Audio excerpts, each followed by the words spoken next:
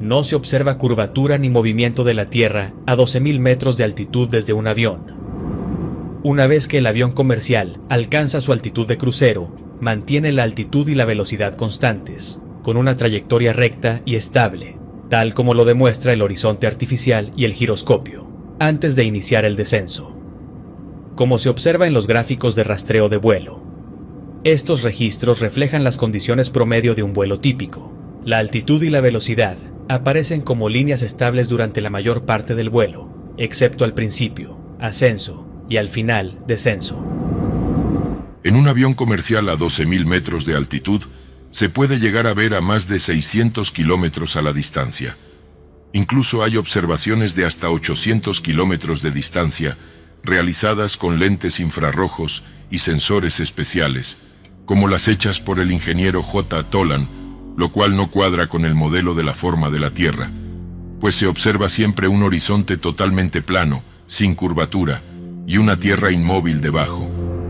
Si observamos que a 40.000 pies o 12.000 metros de altitud, o sea desde un avión, no hay curvatura, muchos dirán que es porque es aún muy poca altura, pero de manera contradictoria, también dicen que al observar un barco desaparecer a simple vista en una playa, es por la curvatura terrestre. Lo del barco ya se sabe que desaparece por efecto de la perspectiva, por límites a la resolución óptica y por refracción, porque con zoom los barcos siguen ahí. Tampoco coinciden las distancias a las que se dejan de ver los barcos con la caída de curvatura que debería haber, según el modelo globo. Y desde esta altitud a 12.000 metros, un avión podría ver aproximadamente hasta 391 kilómetros de distancia antes de que un punto en la superficie se oculte tras la curvatura, según el modelo oficial. Pero se ha podido ver de 600 a 800 kilómetros de distancia, lo cual no es compatible con el modelo. Pero lo que observamos siempre, desde cualquier altitud, es que el horizonte permanece totalmente plano, recto, una línea horizontal a la altura de los ojos. Y también desde un avión, vemos debajo la Tierra inmóvil. Nos dicen oficialmente, de acuerdo al modelo heliocéntrico y del Big Bang, que la Tierra gira sobre su eje a 1.670 km por hora. Esta, a su vez, se traslada alrededor del Sol a 107.226 km por hora. Que el Sol orbita a su vez alrededor de la galaxia a 864.000 km por hora, y que la Vía Láctea navega a 2.3 millones de kilómetros por hora. Pero las estrellas y constelaciones que observamos hoy son prácticamente las mismas que se veían hace miles de años. No han cambiado. Solo cambian de posición en el cielo a lo largo del año, pero de manera cíclica y predecible, repitiéndose año con año. Y se supone que la Tierra se encuentra en lados opuestos de su órbita alrededor del Sol, con una separación de 300 millones de kilómetros entre junio y diciembre. Pero seguimos viendo la estrella polar en exactamente la misma posición durante todo el año. Las estrellas y constelaciones siguen siendo las mismas. Una prueba contundente de que no hemos hecho ningún movimiento en absoluto. La curvatura terrestre no se observa desde aviones, globos de gran altitud o vistas a largas distancias, y por ejemplo, el efecto del barco que se hunde en el horizonte se debe a la perspectiva y la refracción, no a una curvatura real. Ejemplos como el lago Baikal, con 636 kilómetros de largo, que permanece plano cuando se congela, y el Canal de Panamá, que conecta dos océanos en 80 kilómetros de largo, con solo 20 centímetros de diferencia en nivel, demuestran que el agua mantiene siempre una superficie horizontal. La idea de que el agua puede curvarse alrededor de una esfera en rotación no se ha demostrado en la práctica. Por el contrario, toda observación directa indica que el agua busca y mantiene su nivel, lo que contradice la teoría de una Tierra esférica cubierta en un 70% por océanos. El agua en su estado líquido siempre se mantiene nivelada y plana en su superficie, adaptándose a su recipiente.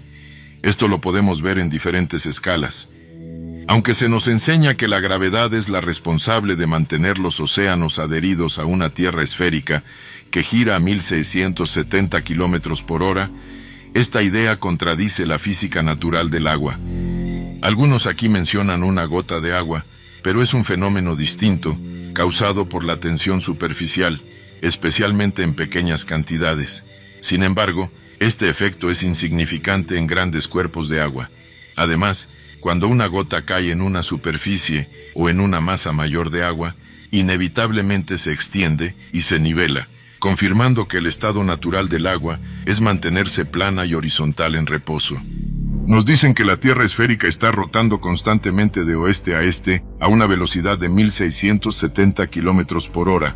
Si la Tierra gira a esa velocidad y el avión se separa de su superficie, ¿por qué no hay una diferencia notable en tiempos de vuelos dependiendo del sentido y dirección del vuelo?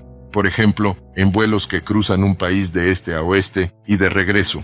¿Cómo pueden los tiempos de vuelo ser casi idénticos en ambas direcciones?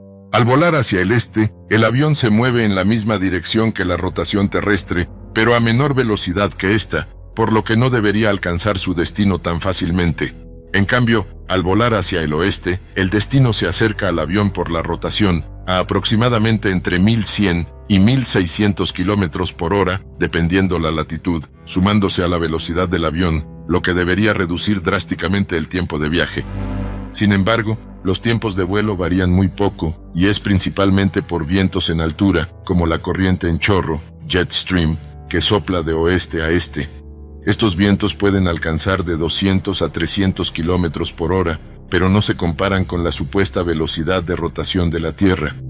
Hay quienes dicen de manera muy simple que es porque todo gira junto con la atmósfera como si fuera un fluido que tiene todo pegado a la Tierra y que arrastra mágicamente todo por igual, que nada se puede mover de manera independiente.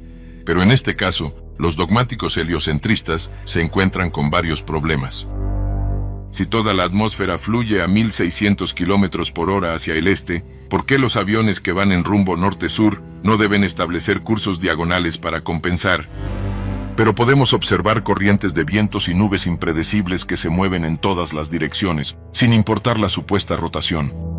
Si dicen que todo está pegado a la atmósfera y ni el avión ni nada se puede mover de manera independiente, entonces, ¿por qué de manera contradictoria dicen que un francotirador sí debe tener en cuenta el efecto Coriolis, que cambiaría el rumbo del proyectil debido a la supuesta rotación de la Tierra? El avión se mueve con la atmósfera y no le afecta la rotación, pero ¿el proyectil no se mueve con la atmósfera y sí le afecta la rotación?